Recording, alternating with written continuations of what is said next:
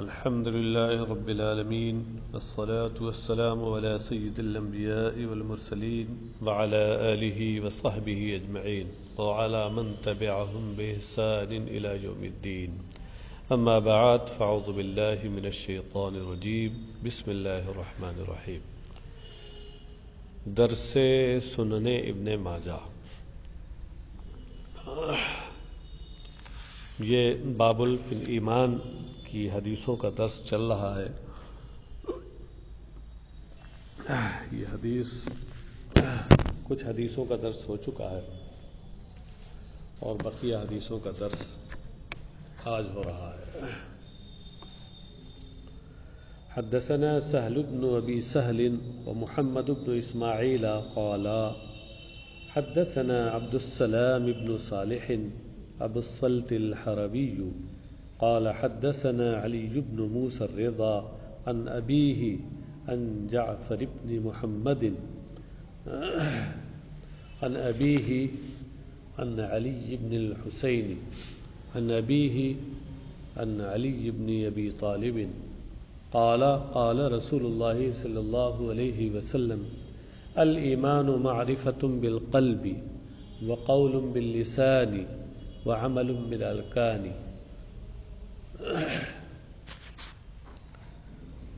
یہ امام ابن ماجہ اپنی سند کے ساتھ یہ حدیث روایت کرتے ہیں. اس میں ایک راوی ہے ابو الصلت حروی، ہرات کے رہنے والے ہیں. انہوں نے کہا کہ ہم سے حدیث بیان کی علی ابن موسیٰ رضا نے عن ابیہ، اپنے والد کے حوالے سے. ان کے والد کون ہیں؟ امام موسیٰ رضا. وہ امام جعفر ابن محمد سے روایت کرتے ہیں، یعنی امام موسیٰ رضا اپنے والد امام جعفر صادق سے روایت کرتے ہیں. اور امام جعفر صادق عن ابیہ، یہ اپنے والد محمد باقر سے روایت کرتے ہیں. اور وہ حضرت علی ابن حسین سے روایت کرتے ہیں، یعنی محمد باقر اپنے والد حضرت امام زین العابدین جن کا نام علی ہے، علی اوسط، ان سے روایت کرتے ہیں. اور یہ اپنے والد سے روایت کرتے ہیں، یعنی امام زین العابدین یہ اپنے والد حضرت امام حسین سے روایت کرتے ہیں. اور وہ حضرت علی ابن ابی طالب، یعنی اپنے والد علی ابن ابی طالب سے روایت کرتے ہیں. قالا، کہ حضرت علی ابن ابی طالب نے فرمایا، قال رسول اللہ صلی اللہ علیہ وسلم، کہ رسول اللہ صلی اللہ علیہ وسلم نے ارشاد فرمایا، الایمان معرفۃ بالقلب وقول باللسان وعمل بالارکان، کہ ایمان یہ دل کی معرفت و تصدیق اور زبان سے اقرار اور ارکان پر عمل کا نام ہے. یعنی اس قول کے لحاظ سے بعض لوگوں نے، جیسے محدثی شوافع ہیں اور محدثین ہیں عمومی طور پر، وہ یہ کہتے ہیں کہ ایمان مرکب ہے، وہ صرف تصدیق قلبی کا نام نہیں ہے. جبکہ عام طور سے علماء متکلمین، محققین اور حنفیہ اس بات کے قائل ہیں کہ اصل ایمان تصدیق قلبی کا نام ہے، اور باقی اجرائے احکام کے لیے، اجرائے احکام اسلام کے لیے زبان سے اقرار کرنا ضروری ہے، اور اعمال کے ذریعے ایمان میں کمال پیدا ہوتا ہے. تو جہاں اس طریقے کی باتیں آتی ہیں وہاں حنفیہ اور متکلمین یہ کہتے ہیں کہ ایمان سے مراد ایمان کامل ہے، اصل ایمان نہیں. قال ابو الصلت لو قرئ هذا الاسناد على مجنون لبرئ. اس کے راوی جو ابو الصلت ہیں، انہوں نے کہا کہ یہ سند اگر کسی مجنون اور پاگل پر پڑھ دی جائے تو اپنی جنون کی بیماری سے وہ شفا یاب ہو جائے. یہ سند ایسی بابرکت ہے کہ یہ جنون سے کی بیماری سے شفا کا کام دیتی ہے، لیکن محدثین اور ناقدین حدیث یہ کہتے ہیں کہ اس حدیث کی سند ضعیف ہے، کیونکہ اس میں ایک راوی ابو السلط ہے جس کا ایک قول ہے۔ تو ابو السلط راوی کے بارے میں محدثین کے مختلف اقوال ہیں۔ کچھ محدثین نے تو انہیں بالکل یہ کہا ہے کہ وہ مناکیر اور موضوع حدیثیں یہ راوی لاتا ہے، بیان کرتا ہے، اور اس کی روایت کردہ حدیثیں موضوع ہوتی ہے یا منکر ہوتی ہے۔ لیکن اس پر تو سارے محدثین کا اتفاق ہے کہ یہ راوی ضعیف ہے، اور یہ حدیث بھی اس کی وجہ سے ضعیف ہے، اگرچہ یہ موضوع نہیں ہے۔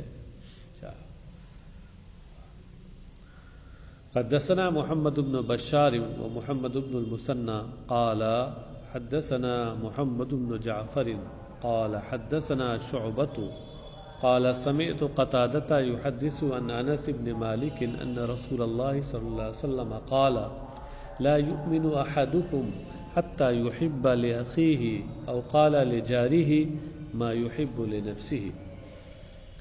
امام ابن ماجہ اپنی سند کے ساتھ حضرت شعبہ سے روایت کرتے ہیں۔ شعبہ ابن حجاج نے کہا کہ میں نے حضرت قتادہ کو حضرت انس ابن مالک کے حوالے سے یہ حدیث بیان کرتے ہوئے سنا کہ اللہ کے رسول صلی اللہ علیہ وسلم نے ارشاد فرمایا کہ تم میں سے کوئی شخص مومن نہیں ہوگا یہاں تک کہ وہ اپنے بھائی کے لیے یا یہ فرمایا کہ اپنے پڑوسی کے لیے وہی پسند کرے جو خود اپنے لیے پسند کرتا ہو۔ جو چیز اپنے لیے پسند کرتا ہو وہ اپنے بھائی یا اپنے پڑوسی کے لیے پسند کرے۔ یہاں راوی کو شک ہے کہ سرکار علیہ الصلاۃ والسلام نے لأخیہ ہی فرمایا تھا یا لجارہ ہی فرمایا تھا۔ یہاں ایمان سے مراد وہی ایمان کامل ہے، یعنی مومن کامل نہیں ہو سکتا وہ۔ حدثنا محمد بشار ومحمد بن المثنى قال حدثنا محمد بن جعفر قال حدثنا شعبة قال سمعت قتادة عن انس بن مالك قال قال رسول الله صلى الله عليه وسلم لا يؤمن احدكم حتى اكون احب اليه من ولده ووالده والناس اجمعين۔ حضرت انس ابن مالک کے امام ابن ماجہ اپنی سند کے ساتھ حضرت انس ابن مالک سے روایت کرتے ہیں کہ انہوں نے کہا کہ اللہ کے رسول صلی اللہ علیہ وسلم نے ارشاد فرمایا کہ تم میں سے کوئی شخص مومن نہیں ہوگا یہاں تک کہ میں اس کے نزدیک اس کی اولاد، اس کے والد اور تمام دیگر لوگوں سے زیادہ محبوب اور پیارا نہ ہو جاؤں۔ یہاں لا یؤمن احدکم میں دو طرح سے تعبیریں کی گئی ہیں۔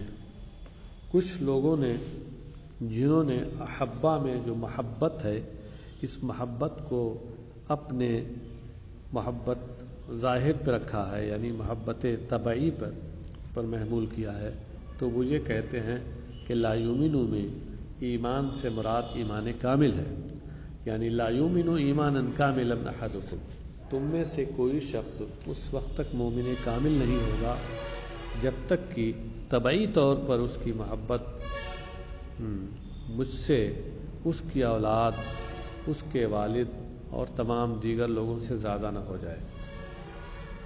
لیکن محققین یہ کہتے ہیں کہ یہاں احبہ میں جو محبت ہے اس محبت سے طبعی محبت مراد نہیں ہے بلکہ شرعی محبت مراد ہے، اور شرعی محبت وہ ہے جو ایمان اور عقیدہ صحیحہ کا ایمان اور عقیدہ صحیحہ جس کا تقاضا کرے، کہ ایمان و عقیدہ صحیحہ جس تک پہنچائے۔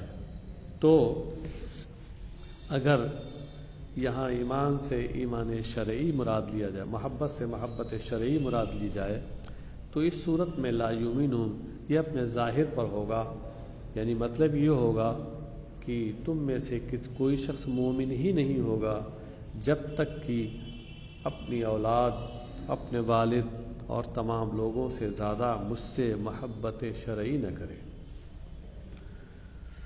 حدثنا ابو بکر بن ابی شیبہ قال حدثنا وکیع وابو معاویۃ عن الاعمش عن ابی صالح عن ابی ہریرہ قال قال رسول اللہ صلی اللہ علیہ وسلم والذی نفسی بیدہ لا تدخلوا الجنة حتى تؤمنوا ولا تؤمنوا حتى تحابوا اولا ادلکم علی شیء اذا فعلتموه تحاببتم افشوا السلام بینکم۔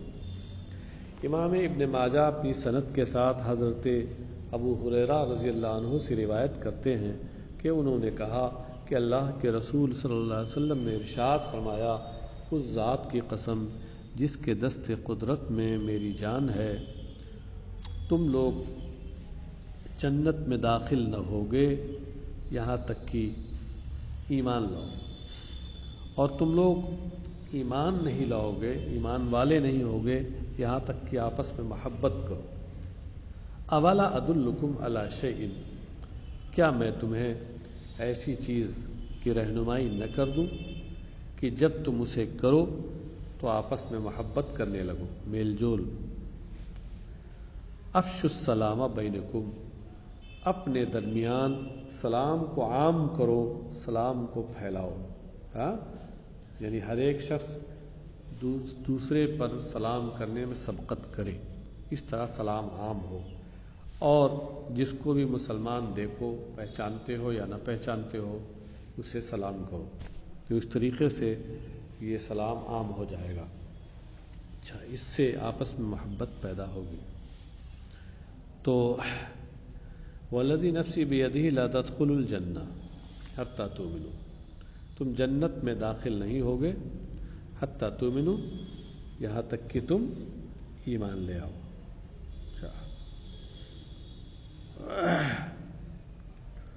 یعنی جب تک تمہارا ایمان، جب تو ایمان نہیں لاؤ گے جنت میں نہیں جاؤ گے۔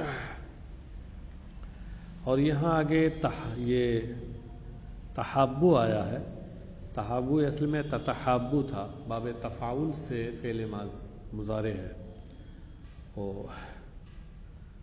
حتی تؤمنوا لا تدخلوا الجنۃ، اس میں شارحین نے لکھا ہے کہ یہ اصل میں صیغہ نہیں ہے بلکہ صیغہ نفی ہے، اور جب صیغہ نفی ہے تو نون اعرابی نہیں گرنا چاہیے، لیکن یہاں اس مقام کی میں ما بعد کی موافقت کی وجہ سے اور مجانست اور ازدواج کو دیکھتے ہوئے، مجانست اور اس کے مقابل میں جو جوڑا آ رہا ہے اس کو دیکھتے ہوئے نون حذف کر دیا گیا، چونکہ یہ حتی تؤمنوا کے مقابل میں آ رہا ہے تو اس طرح اس میں نون اعرابی گرا ہوا ہے حتی کے بعد ان مقدر ہونے کی وجہ سے، ان مقدرہ کی وجہ سے، اس لیے یہاں لا تدخلوا میں بھی نون کو گرا دیا۔ ایسے لا تؤمنوا جیسے میں لا تؤمنون تھا ہونا چاہیے، اور اس میں بھی وہی نون جو گرا ہے حتی تحابو کے مقابل میں آنے کی وجہ سے، تو مجانست کی وجہ سے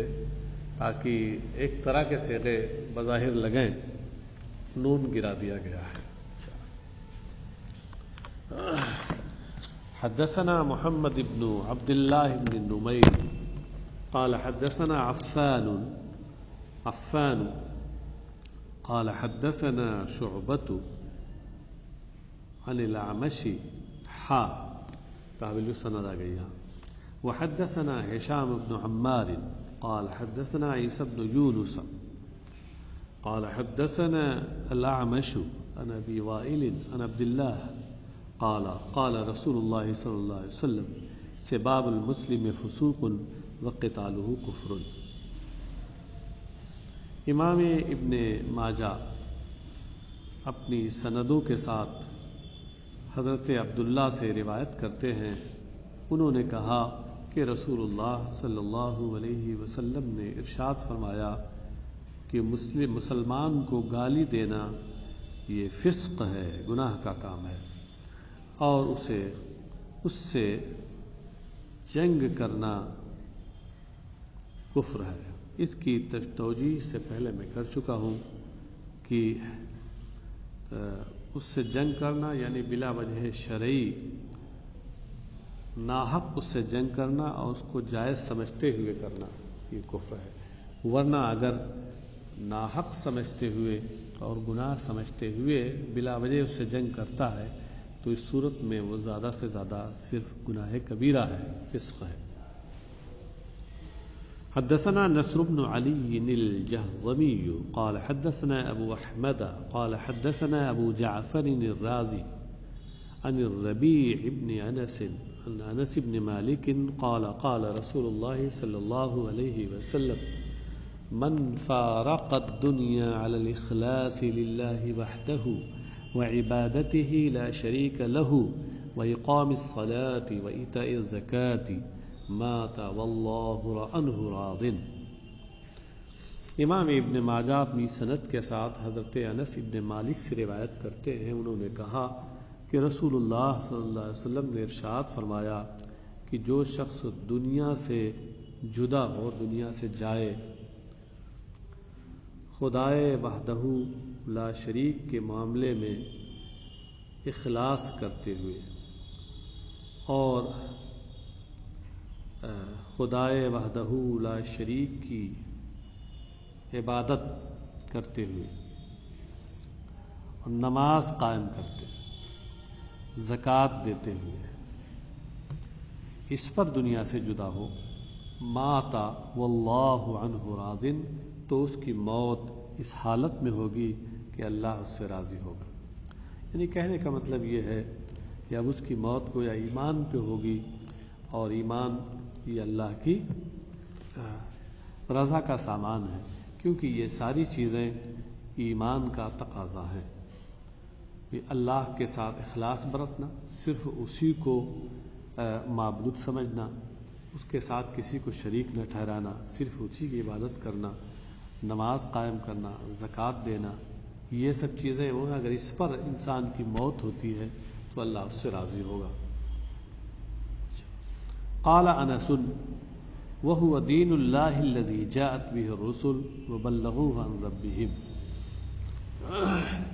یہ جو اس میں یہ آیا ہے کہ جو شخص اس حالت پہ دنیا سے جائے کہ اس میں اخلاص، اللہ کے تئیں اخلاص ہو، اس کی عبادت کے سلسلے میں اخلاص ہو، تو کہا حضرت انس بن مالک نے فرمایا کہ یہ اللہ کا وہ دین ہے جسے اس کے رسول لے کر رسولان اعظام لے کر آئے ہیں، اور جنہوں نے اپنے رب کی جانب سے اس کی تبلیغ کی قبل حرج الحادیث واختلاف الاہواء، احادیث کے خلط ملط ہونے اور خواہشات نفسانی کے مختلف ہونے سے پہلے، یعنی صحیح جو دین ہے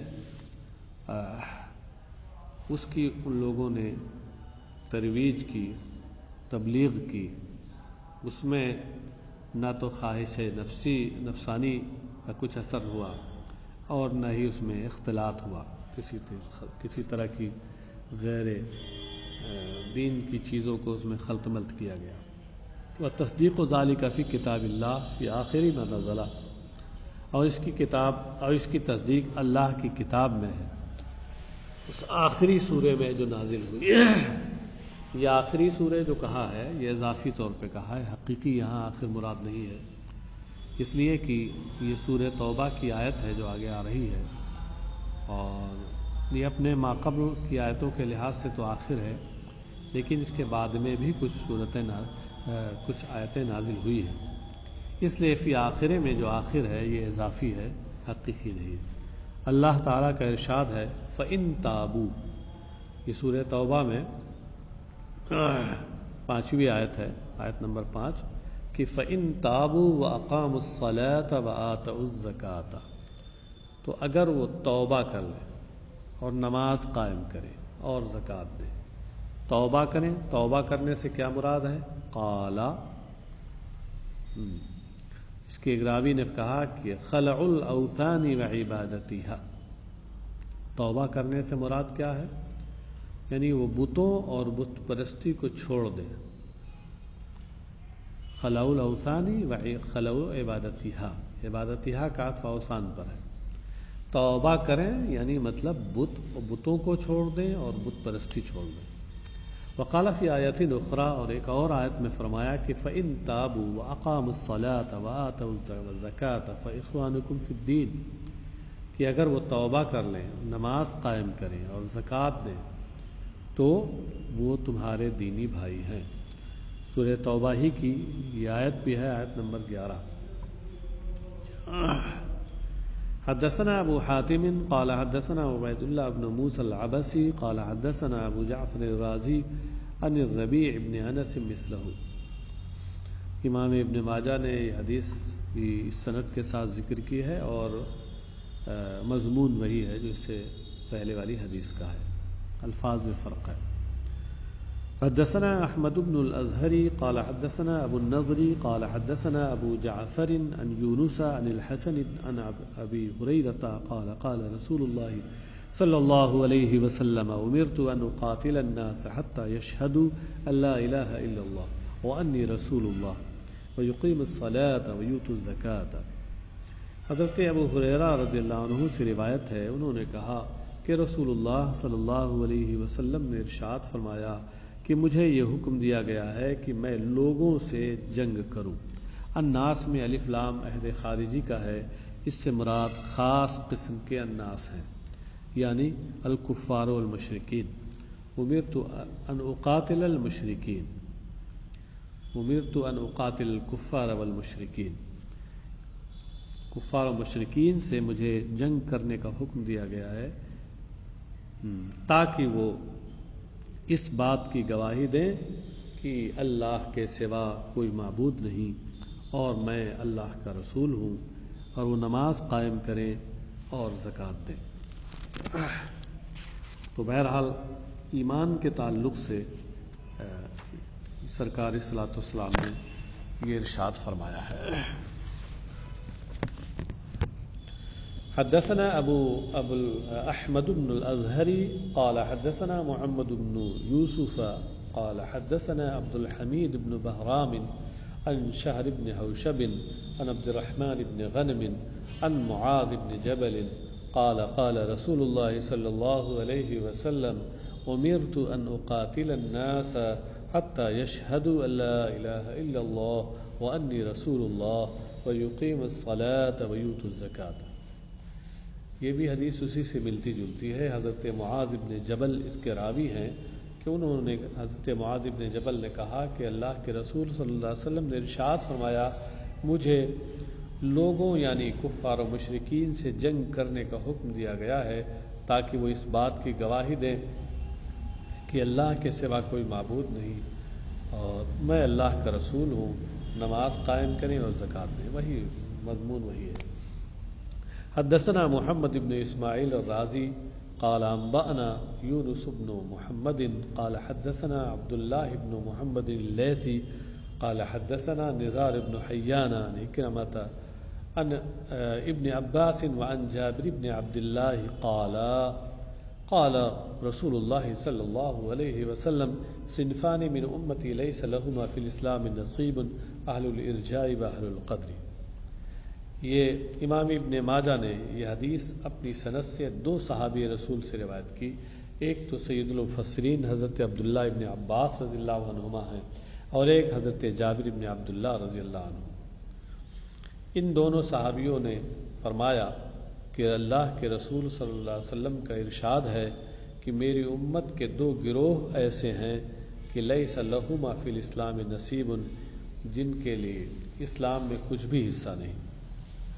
اسلام کامل کا کوئی حصہ انہیں نہیں ملا. ایک تو اہل ارجاء یعنی مرجیہ فرقہ اور دوسرے اہل قدر یعنی قدریہ فرقہ. اس کی تشریح بھی اس سے پہلے کے سبق میں گزر چکی ہے. اور پھر آگے حدثنا ابو عثمان البخاری سعید بن سعد قال حدثنا الحیثم بن خارجة قال حدثنا اسماعیل یعنی ابن عیاش عن عبد الوهاب بن مجاهد عن مجاهد عن ابي هريره وابن عباس قالا الایمان یزید وینقص۔ امام ابن ماجہ یہ حدیث بھی دو صحابیوں سے روایت کرتے ہیں، ایک حضرت ابو ہریرہ سے اور ایک حضرت عبداللہ ابن عباس رضی اللہ عنہم سے۔ قالا کہ ان دونوں صحابیوں نے فرمایا کہ الایمان یزید وینقص، ایمان بڑھتا اور گھٹتا ہے، ایمان میں زیادتی اور نقص ہوتا ہے۔ اس موضوع پر میں کئی بار گفتگو کر چکا ہوں کہ یہ محدثین اور شوافع کا مذہب ہے، اور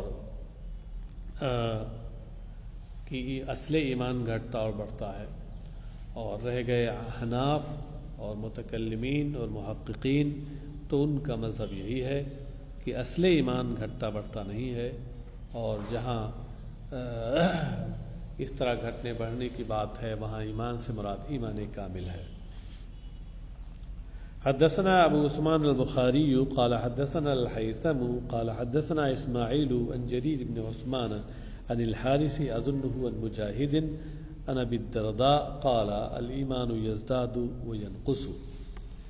یہ امام ابن ماجہ اپنی سند کے ساتھ یہ حارث سے روایت کرتے ہیں، اور یہ حارث اور پھر کہتے ہیں کہ میرا گمان یہ ہے کہ وہ حارث مجاہد سے روایت کرتے ہیں، یعنی یہاں پر یقین نہیں ہے، بہت ظن کے درجے میں ہے۔ اور مجاہد حضرت ابو درداء سے روایت کرتے ہیں، حضرت ابو درداء صحابی ہیں، انہوں نے کہا کہ الایمان یزداد وینقص، ایمان میں زیادتی اور کمی ہوتی ہے۔ یہاں بھی وہی سب تفسیر اور گفتگو ہوگی جو ابھی اس سے پہلے والی حدیث کی تشریح میں گزر چکی، اور کئی بار اس کا اعادہ ہو چکا ہے۔ باب فی القدر، تقدیر کا بیان۔ یہ باب ہے جس میں تقدیر سے متعلق حدیثیں ہیں۔ تقدیر سے متعلق اہل سنت و جماعت کا یہ عقیدہ ہے کہ اللہ تبارک و تعالی نے ازل ہی میں تمام بندے کیا کرنے والے تھے اور ان کا ٹھکانہ کیا ہوگا، جنت یا دوزخ، دنیا میں کیا کچھ کریں گے، یہ اپنے علم ازلی کے مطابق اللہ نے لکھ دیا۔ تو اللہ کے لکھنے کی وجہ سے وہ بندے مجبور نہیں ہو گئے، بلکہ بندہ جو کچھ کرنے والا تھا اللہ کو پہلے سے معلوم تھا، تو اپنے علم کے مطابق اس نے وہ لکھا۔ اب جو لکھا ہوا ہے اور جو کرنے والا ہے تو اللہ کی طرف سے بھی اس کے لیے دنیا میں وہ آسانی ہو جاتی ہے۔ اس لیے تقدیر کی وجہ سے کوئی شخص مجبور نہیں ہوا، اور اس وجہ سے تقدیر ہی کے اوپر بھروسہ کر کے آدمی کو اعمال خیر سے بیٹھ نہیں جانا چاہیے، بلکہ اعمال خیر اپنانا چاہیے، اس لیے کہ اللہ نے اس دنیا کو دارالاسباب بنایا ہے، ہر شے کو، ہر مسبب کو ایک سبب سے جوڑا ہے۔ تو اگر انسان کی تقدیر میں یہ لکھا ہے کہ وہ جنت میں جائے گا، اس کا خاتمہ بالخیر ہوگا، تو اس کے لیے اللہ نے سبب بھی بنایا ہے کہ وہ نیک دنیا میں ایمان لائے گا، نیک عمل کرے گا۔ اس لیے بندے کو ایمان اور عمل صالح سے دور نہیں ہونا چاہیے، اسے اختیار کرنا چاہیے۔ بس یہ خلاصہ ہے تقدیر کا، اور تقدیر کے معاملے میں بہت زیادہ کھود کرید کرنے سے منع کیا گیا ہے، بس اسی حد تک اس پر ایمان رکھنے کی بات کہی گئی ہے۔ حدثنا علی بن محمد قال حدثنا وکیع ومحمد بن فضیل وابو معاویۃ یہاں سے تحول السند ہے، یعنی امام ابن ماجہ نے کہا کہ ہم سے علی بن محمد نے حدیث بیان کی، اور علی بن محمد نے کہا کہ ہم سے یہ تین لوگوں نے حدیث بیان کی، ایک تو وکیع، دوسرے محمد بن فضیل، اور تیسرے ابو معاویہ۔ اور پھر ایک اور سند آتی ہے جو یہیں تک آ کر کے اور اوپر جا کے جڑ جاتی ہے، اس کو کہتے ہیں وحدثنا علی بن میمون الرقی قال حدثنا ابو معاویۃ ومحمد بن عبید عن الاعمش۔ امام ابن ماجہ کہتے ہیں کہ ہم سے علی بن میمون رقی نے حدیث بیان کی، اور انہوں نے کہا کہ ہم سے تین لوگوں نے حدیث بیان کی، ابو معاویہ اور محمد ابن عبید اور دو آدمیوں نے حدیث بیان کی، ایک تو ابو معاویہ نے اور دوسرے محمد ابن عبید نے۔ وہ یہ سب روایت کرتے ہیں حضرت اعمش سے، تو حضرت اعمش پہ جا کر کے یہ دونوں سندیں مل جا رہی ہیں۔ کہ ابو معاویہ اور محمد ابن عبید یہ بھی حضرت اعمش سے روایت کرتے ہیں، اور اس سے پہلے والی جو سند ہے اس میں وکی اور محمد ابن فضیل اور ابو معاویہ یہ بھی تینوں حضرت اعمش سے روایت کرتے ہیں۔ تو حضرت اعمش جو ہے نقطۂ امتزاج ہیں اور یہاں آ کر کے نقطۂ التقاء ہیں، دونوں سندیں مل جاتی ہیں۔ وہ حضرت اعمش حضرت زید ابن وہب سے روایت کرتے ہیں، انہوں نے کہا قال عبداللہ ابن مسعود، حضرت عبداللہ ابن مسعود نے فرمایا کہ حدثنا رسول اللہ صلی اللہ علیہ وسلم وهو الصادق المصدوق انه يجمع خلق احدكم في بطن امه 40 ثم يكون علقة مثل ذلك ثم يكون مضغة مثل ذلك ثم يبعث الله إليه الملك فيؤمر بأربع كلمات فيقول اكتب عمله وأجله ورزقه وشقي أم سعيد فوالذي نفسي بيده إن أحدكم ليعمل بعمل أهل الجنة حتى ما يكون بينه وبينها إلا ذراع فيسبق عليه الكتاب فيعمل بعمل أهل النار فيدخلها وإن أحدكم ليعمل بعمل أهل النار حتى ما يكون بينه وبينها إلا ذراع فيسبق عليه الكتاب فيعمل بعمل أهل الجنة فيدخلها۔ امام ابن ماجہ اپنی سند کے ساتھ حضرت عبداللہ ابن مسعود سے راوی ہیں کہ حضرت عبداللہ ابن مسعود نے فرمایا کہ ہم سے رسول اللہ صلی اللہ علیہ وسلم نے حدیث بیان کی، جو صادق و مصدوق ہیں، خود وہ سچے ہیں اور انہیں سچا قرار دیا گیا ہے، معاشرے کے لوگوں نے بھی انہیں سچا کہا ہے، سچا مانا ہے۔ سرکار نے فرمایا کہ انہو یجمع خلق احدکم فی بطن امہ 40، کہ تمہارا نطفہ ماں کے شکم میں 40 دن تک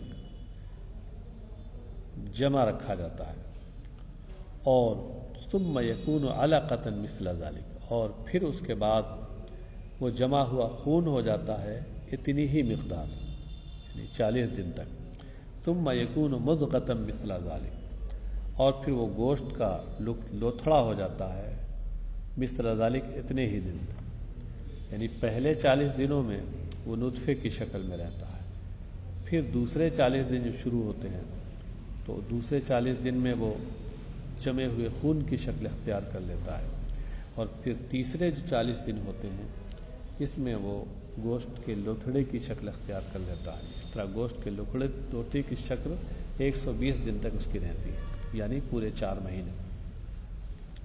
ثم یبعث اللہ الیہ الملک، پھر اللہ تبارک و تعالی اس کی طرف فرشتہ بھیجتا ہے، فیؤمر باربع کلمات، تو فرشتے کو 4 باتوں کا حکم دیا جاتا ہے، فیقول، اللہ ارشاد فرماتا ہے، اکتب عملہ واجلہ ورزقہ وشقی ام سعید، کہ 4 باتیں لکھ دو، اس کا عمل لکھ دو، اس کی مدت عمر لکھ دو، اجل مدت عمر آخری مدت، اور اجل کا معنی موت بھی ہوتا ہے، تو یہاں ترجمہ موت کا بھی کیا جا سکتا ہے کہ کب مرے گا یہ لکھ دو، یا اس کی مدت عمر کیا ہے وہ لکھ دو، دونوں کا حاصل تو ایک ہی ہے۔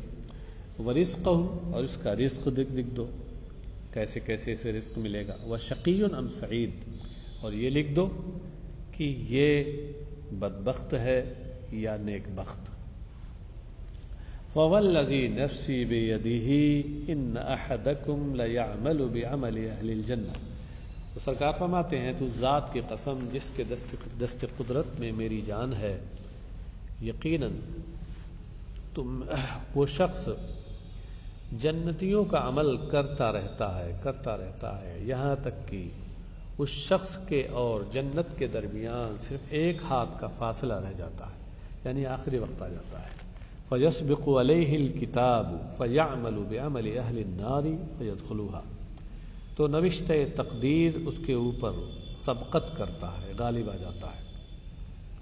نوشتہ تقدیر جو اللہ نے تقدیر میں لکھا ہے، فرشتے کے ذریعے لکھا ہے، تو وہ اس پر سبقت کرتا ہے، تو پھر وہ جہنمیوں کا کام کرنے لگتا ہے۔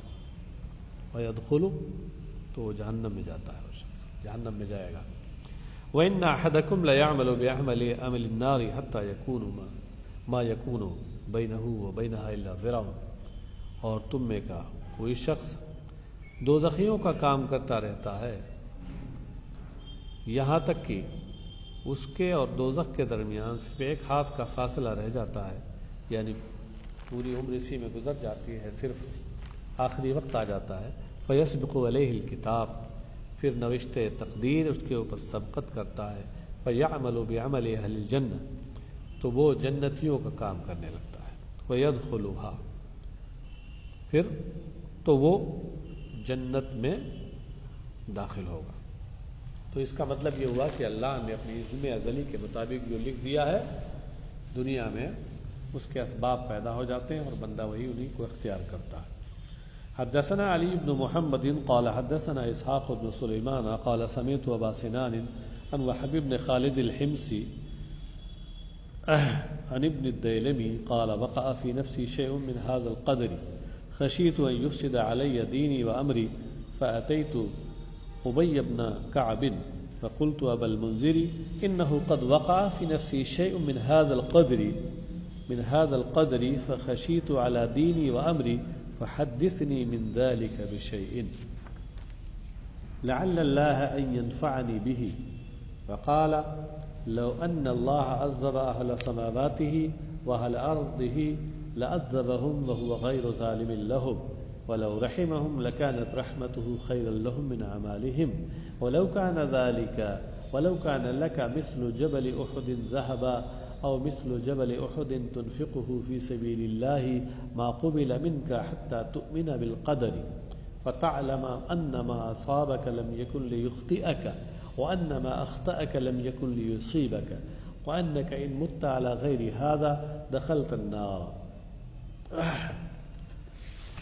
تو امام ابن ماجہ اپنی سند کے ساتھ حضرت ابن دیلمی سے روایت کرتے ہیں، تابعی ہیں ابن دیلمی۔ یہ ابن دیلمی انہوں نے کہا کہ میرے دل میں تقدیر کے متعلق کچھ شبہات آ گئے۔ مجھے اندیشہ ہوا کہ کہیں یہ شبہات میرے دین کو خراب نہ کر دیں، دین میں خرابی نہ پیدا کر دیں۔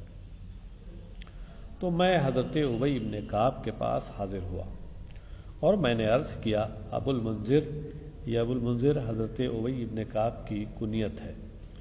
ابو المنذر، یقیناً میرے دل میں تقدیر کے متعلق کچھ شبہات آئے ہیں، مجھے اندیشہ ہے، مجھے اپنے دین اور دینی معاملے کا اندیشہ ہونے لگا ہے، تو اس تعلق سے آپ مجھے کوئی حدیث سنائیے، کچھ بتائیے، شاید اللہ تعالیٰ اس کے ذریعے مجھے نفع پہنچائے، یا تاکہ اللہ تعالیٰ اس کے ذریعے مجھے نفع پہنچائے، کیونکہ لعل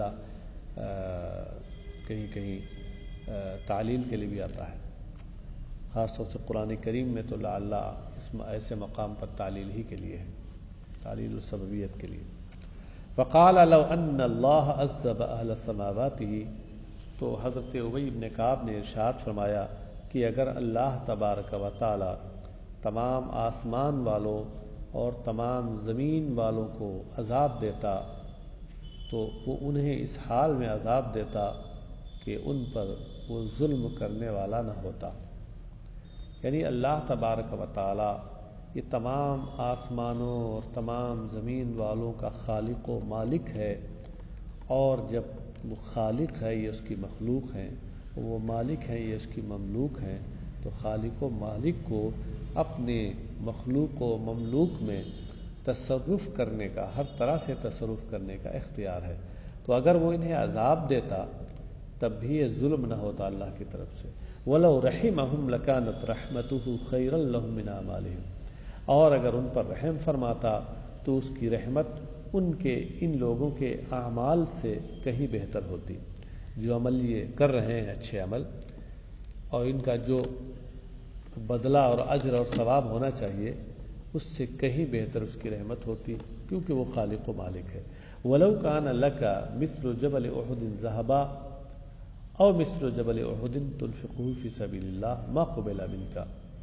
اور پھر فرمایا کہ اور اگر تمہارے پاس تمہاری ملکیت میں احد پہاڑ کے برابر سونا ہو یا احد پہاڑ کے برابر کوئی چیز ہو.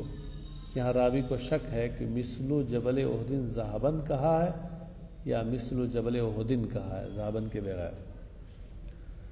اچھا، اگر تمہاری ملکیت میں احد پہاڑ کے برابر سونا یا احد پہاڑ کے برابر کوئی چیز ہوتی جسے تم اللہ کی راہ میں خرچ کرتے، تو وہ چیز تمہاری جانب سے قبول نہ ہوگی یہاں تک کہ تم تقدیر پر ایمان لے آؤ. یعنی تقدیر پر ایمان لانا یہ ایمان کا ایک اہم یہ ضروری ہے نجات کے لیے. فَتَعْلَمَ أَنَّ مَا أَصَابَكَ لَمْ يَكُنْ لِيُخْطِئَكَ. تقدیر پر تم ایمان لے آؤ تو تم یہ یقین کر لو، یقینی طور پہ یہ جان لو. علم سے مراد یہاں علم یقینی ہے کہ تمہیں جو چیز پہنچی وہ ایسا نہیں کہ تم تک پہنچنے والی نہیں تھی. اخطا یا اصابہ کا مقابل ہے. اصابہ کا مطلب اصابہ شیء کسی چیز تک پہنچنا، اور اخطا شیء نہ پہنچنا، اسی کا اپوزٹ ہے، اسی کا الٹا. وَأَنَّ مَا أَخْطَأَكَ لَمْ يَكُنْ لِيُصِيبَكَ. اور جو چیز تم تک نہیں پہنچی تو ایسا نہیں کہ وہ تم تک پہنچنے والی تھی، بلکہ وہ تقدیر میں لکھی ہوئی ہے، اللہ نے اپنے علم ازلی سے لکھ دیا ہے. وَأَنَّكَ إِن مُتَّ عَلَى غَيْرِ هَذَا دَخَلْتَ النَّارَ. اور اگر تو اس عقیدے کے علاوہ، اس عقیدے کے خلاف پر اگر تمہیں موت آتی ہے تو تم دوزخ میں داخل ہوگے. یعنی تقدیر پر ایمان لانا نجات کے لیے اور دخول جنت کے لیے لازم ہے. یہ حضرت ابی بن کعب نے ابن دیلمی سے فرمایا. اور پھر اس کے بعد حضرت ابی بن کعب نے ابن دیلمی کو مخاطب کر کے فرمایا کہ وَلَا عَلَيْكَ أَن تَأْتِيَ أَخِي عبد اللہ ابن مسعود.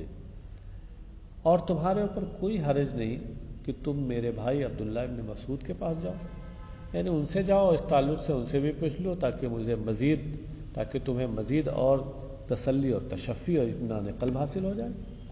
کیونکہ ایک سے جو بات سنی جاتی ہے اس کے بعد جب 2 سے سنی جائے گی تو اس میں اور ذرا تسلی ہوگی، 3 سے سنی جائے گی اور تسلی و تشفی ہو جائے گی. تو تمہارے لیے کوئی حرج نہیں کہ تم میرے بھائی عبداللہ ابن مسعود کے پاس جا کر کے اور ان سے سوال کر لو، پوچھ لو. تو یہ راوی ابن الدیلمی کہتے ہیں فَأَتَيْتُ عَبْدَ اللَّهِ. تو میں عبداللہ ابن مسعود کے پاس آیا، فَسَأَلْتُهُ. تو پھر میں نے ان سے یہی بات پوچھی. فَذَكَرَ مِثْلَ مَا قَالَ أُبَيٌّ.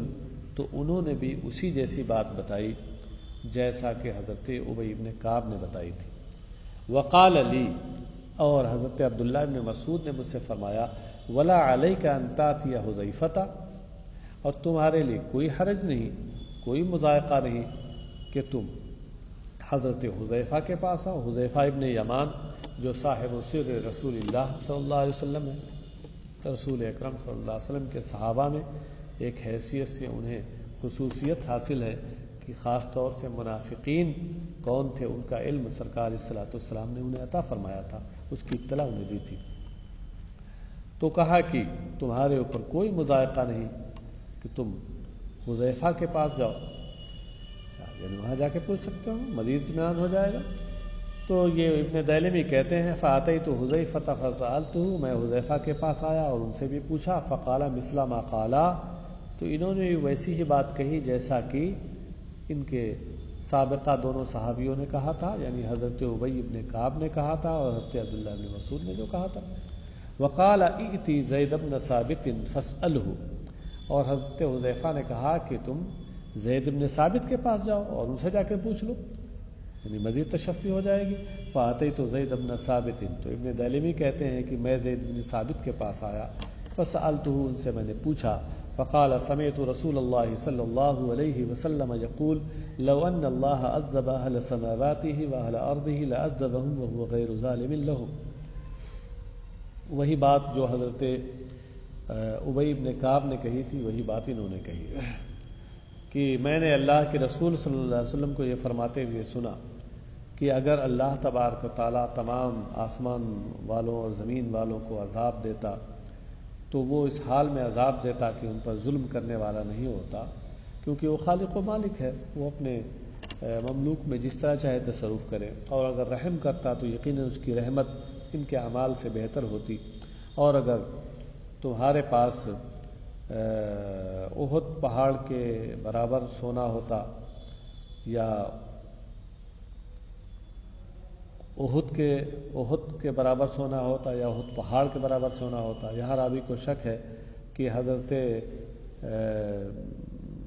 زید بن ثابت نے کیا فرمایا تھا، مثل احد ذهبا کہا تھا یا مثل جبل احد ذهبا، یعنی جبل کا اضافہ کیا تھا یا نہیں کیا تھا. حاصل ایک ہے دونوں کا.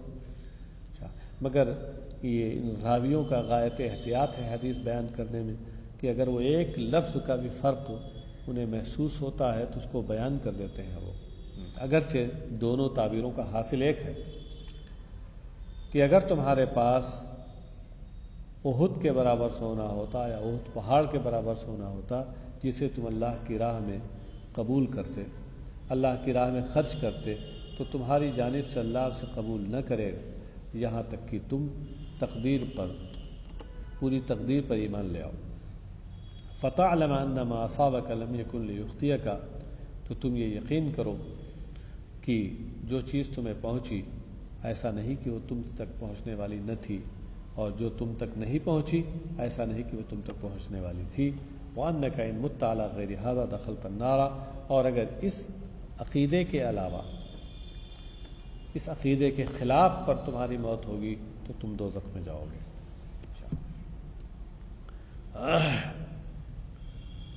اگلی حدیث حدثنا عثمان بن ابی شیبہ قال حدثنا وکیع. اب یہاں تحویل سند آ گئی.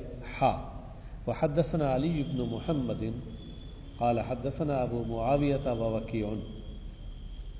اب یہ دونوں سند ہیں. پہلی میں عثمان ابن ابی شیبہ، یہ امام ابن ماجہ کے شیخ ہیں عثمان ابن ابی شیبہ، اور عثمان ابن ابی شیبہ کے شیخ ہیں حضرت وکیع. اور دوسری میں کیا ہے کہ امام ابن ماجہ کے شیخ ہیں علی ابن محمد، اور ان کے شیخ دو ہیں، ابو معاویہ ہیں اور وکیع ہیں. اور ان سب کے شیخ ہیں حضرت اعمش پہ جا کر یہ دونوں سندیں مل جا رہی ہیں. عن سعد بن عبیدہ عن ابی عبد الرحمن السلمی عن علی، حضرت علی سے روایت ہے، قال كنا جلوسا عند النبي صلی اللہ علیہ وسلم وبيده عود فنكت في الأرض ثم رفع رأسه فقال ما منكم من أحد إلا وقد كتب مقعده من الجنة ومقعده من النار. قيل يا رسول الله فلا نتكل؟ قال لا، اعملوا ولا تتكلوا فكل ميسر لما خلق له. ثم قرأ وأما من أعطى واتقى وصدق بالحسنى فسينسره لليسرى وأما من بخل واستغنى وكذب بالحسنى فسينسره للعسرى. تو یہ حضرت علی سے روایت ہے. انہوں نے کہا کہ ہم لوگ نبی اکرم صلی اللہ علیہ وسلم کے پاس بیٹھے ہوئے تھے. دوسری روایتوں میں یہ ہے کہ سرکار علیہ الصلوۃ والسلام صحابہ کے ساتھ کسی جنازے میں شرکت کے لیے تشریف لے گئے تھے اور وہاں بیٹھے ہوئے تھے نبی اکرم صلی اللہ علیہ وسلم کے پاس. وَبِيَدِهِ عُودٌ، اور سرکار کے دست مبارک میں کوئی ایک لکڑی تھی چھوٹی سی. فَنَّكَتَ فِي الْأَرْضِ، تو سرکار علیہ الصلوۃ والسلام نے اس لکڑی سے زمین میں سرکار علیہ السلام اس لکڑی کو گڑا رہے تھے، کوچ رہے تھے، گڑا رہے تھے. نکتا ان کو تو زمین میں گڑانا. ثم رفع راسه، پھر سرکار نے اپنا سر اٹھایا اور ارشاد فرمایا ما منکم من احد الا وقد کتب مقعده من الجنہ ومقعده من النار. تم میں سے ہر ایک شخص کا جنت کا ٹھکانہ اور دوزخ کا ٹھکانہ لکھا جا چکا ہے۔ تم میں جو جنتی ہے جنت کا ٹھکانہ اس کا لکھا جا چکا ہے، اور جو دوزخی ہے تو اس کے دوزخ کا ٹھکانہ لکھا جا چکا ہے۔ وقیلا یا رسول اللہ، عرض کیا گیا یا رسول اللہ، صحابہ میں سے کچھ لوگوں نے پوچھا یا رسول اللہ افلا نتکلو، تو کیا ہم اسی پر بھروسہ نہ کر لیں، تکیہ نہ کر لیں کہ جب اللہ نے جو ہمارے لیے لکھ دیا ہے کہ ہم جنتی ہیں یا ہم دوزخی ہیں، تو پھر ہمیں عمل کرنے کی کیا ضرورت ہے؟ ہم اسی پر تکیہ کر لیں، اسی پر بھروسہ کر لیں، عمل نہ کریں، عمل چھوڑ دیں۔ قال اللہ، سرکار نے فرمایا نہیں، اعملوا ولا تتکلوا، عمل کرو اور پھر اسی پر تم بھروسہ نہ کرو۔